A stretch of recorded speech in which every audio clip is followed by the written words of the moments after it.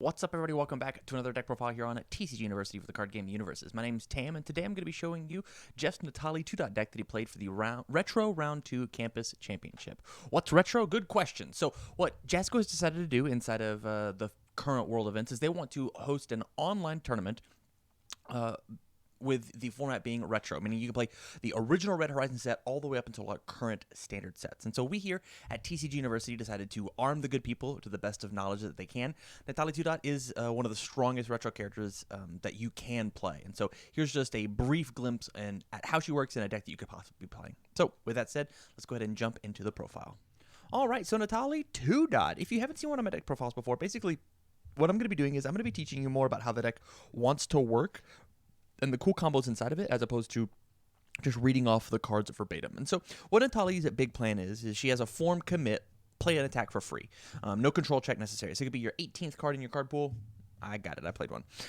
As well as she discards a card, any card that you want, reveal the top 4, and then you can hopefully find an additional attack, only playable once per turn.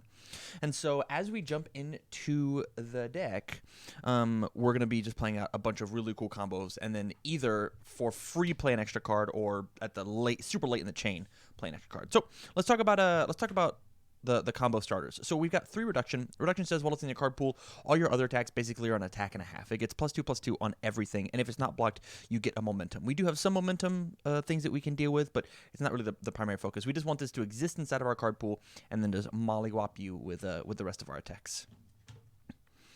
And then the other crazy cool card is we're playing for Shadow Slicer. So Shadow Slicer is one of the most valued cards inside of all 3 of these symbols. And Nehtali has 2 of these 3 symbols. And so the way the game goes, Shadow Slicer gets absolutely massive. It tosses you in desperation quicker, so it's easier to play. And if you've got 3 of them in your discard pile, 1 card turns into 4 cards, which is just ultra valuable. Up next, we've got 4 Hellfire Impalement. This is the main combo piece of the entire deck. This is the main engine ran off of the whole deck. This card says that I discard the top 10 cards of my deck, putting cards like Shadow Slicer and Reduction into my discard pile, and then drawing cards equal to the number of control costs 2 or less discarded this way. So I discard the top 10, and any attack that's not these 7 will let me draw a card. In addition to that, I can take and remove any number of bad checks from my discard pile to ready up foundations. And so I don't have to use Nehtali's form in order to play this late in the chain. Maybe commit all of my cards and then re-ready it back up. Hellfire Impalement is basically a free Nehtali. Hey, I'll play this attack for free. It doesn't matter what I've committed. I'm just going to uncommit it back up. In addition to that, I get to draw a bunch of cards. Not to mention, I can't just form on Nehtali and then just play the Hellfire Impalement for free and then guarantee safely make that happen.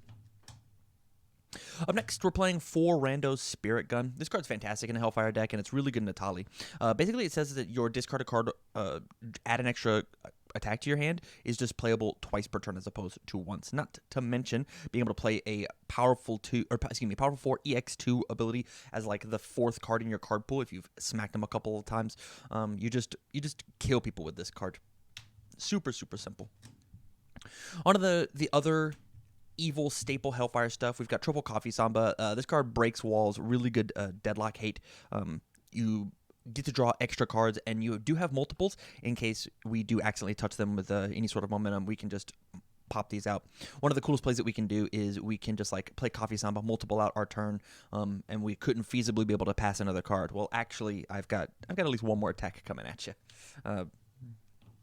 And then our last attack that we're playing Double Let's Party. This card actually does not really work with Nehtali 2-dot. That's why it's just at a 2 of, because her once per turn only gives mids and high attacks, and this is a low.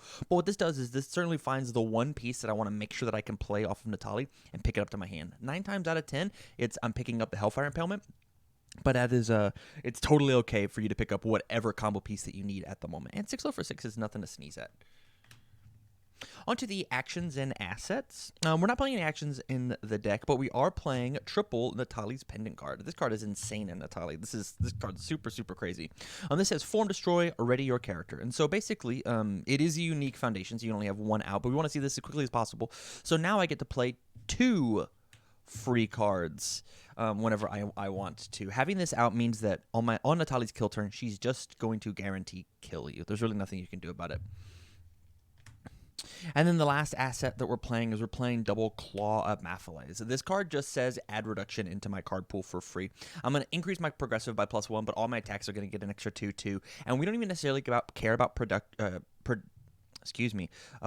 progressive difficulty because of the fact that Hellfire Impalement readies up all of our cards, and Nehtali just ignores progressive and just says, "Hey, this thing passed."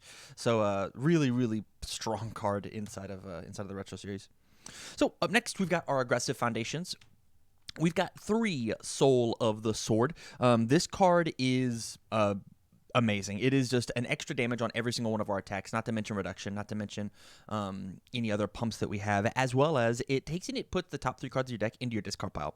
So we need 2 types of cards inside of our discard pile. 1, we need Shadow Slicers, so I can continue to pump out more Shadow Slicer damage. And 2, I need bad checks in my discard pile to remove them for Hellfire Impalement. Not to mention I just get the bonus of extra damage as I'm playing. Onto the flow cards. We're playing 4 Profane Sanctuary. This card does 2 jobs. Number 1, this says that we discard the top 2 cards. Both of us discard the top 2 cards of our deck. It has the same kind of job as Soul of the Sword. And number 2, it says that it stops a breaker. And you're going, Tam, Nehtali herself stops breaker. You're right. But Nehtali says that I only get to do this once, and I don't want to waste it early. And so one of the easiest ways to stop Nehtali is to force her to use her character and then attempt to make her end her turn a little early. Profane Sanctuary just says that your breaker 7, it doesn't matter. It's actually breaker nothing. All for a flip cost as opposed to something really strong like removal. More floor cards. We've got triple True Identity.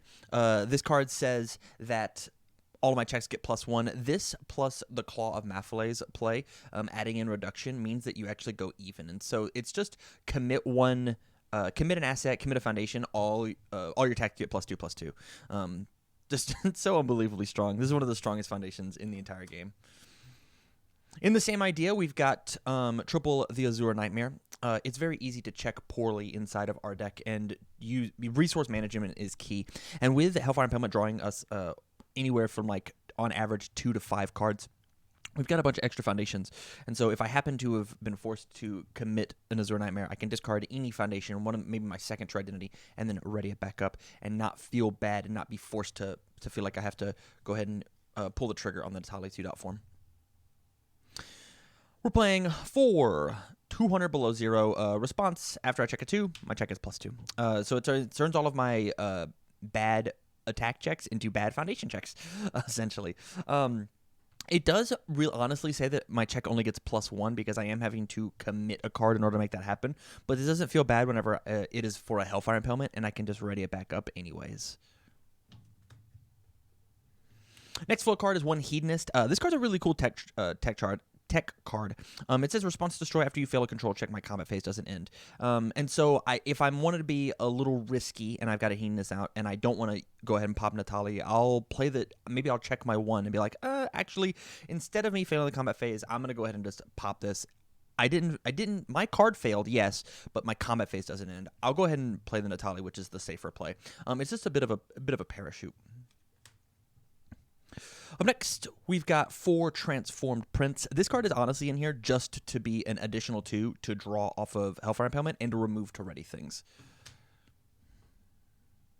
And then our last flow card is for the Fallen Angels. Our turn 1 builds are incredibly important. Any evil player will tell you that whenever you're playing evil bad checks. And so Hellfire Impalement is like a guaranteed staple inside of this deck archetype. And so after you play it, you reveal the top card of your deck, and it just lets you guarantee build out as much as you can. On to defense, we're playing triple Allure Phobia. If an attack is blocked, it deals no damage, and it's got a really solid 3 low block, one of the best cards to come back into the retro series. We've got triple Face of a Monster. This card's a little defense when it comes to respond with a non-commit effect for -speed, pay a vitality for an additional -speed. So respond, lose 1 vitality for -2 speed. Or if you are at desperation, which this deck wants to be at primarily, you can change the zone of any attack to any other zone. So maybe your opponent has got a really good low block. We'll change the zone from low to high. Maybe they have a really good high block. We'll change the zone from high to low. This is just a really, really strong card in order to attempt to mix up my opponent.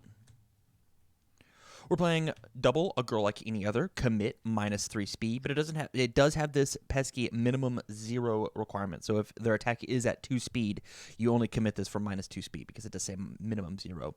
But a card that does not say that is the last card on the deck, 3 Know Your Objectives, just commit -2 speed. And so Girl Like Any Other is stronger, but Know Your Objective can be a little bit better depending on the scenario that we're in. As well as it's got this really awesome desperation chance of after my opponent plays or flip a card in my opponent's staging area that grants a damage penalty. So if they're going to try and put my card back to printed damage or something, damage penalties exist all over the place in Set of Retro. And so you're just like, absolutely not. I'm going to flip that before you get a chance to stop my cool combos. All right, and so there you have it. We've got Nehtali 2-Dot. This is a very strong deck.